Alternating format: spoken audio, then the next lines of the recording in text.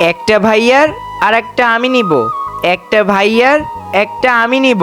আরে চিকু, তুই কি একটা আমার একটা তোর লাগাই রাখছিস? তুই হচ্ছিস আমার সৎ ভাই, তোর এতগুলো খাওয়ার যোগ্যতা আছে, এই নে তুই একটা খা। কিন্তু ভাইয়া, মা তো এই সবগুলো ক্যান্ডি আমাকে কিনে দিছিল আর বলছিল এগুলো যেন আমি ভাগ করে খাই। ও আচ্ছা চিকু, তুই এখন বড় ভাইয়ের উপরে কথা বলবি? আমি কি এখনই আমার আসল রূপে ফিরে আসবো? তোকে তো একটা দিতে চাইছিলাম, কিন্তু এখন আর একটাও দেবো না। চল ভাগ এখান থেকে। হ্যাঁ হ্যাঁ হ্যাঁ, আমি এখনই মাকে ডাক দিব। মা!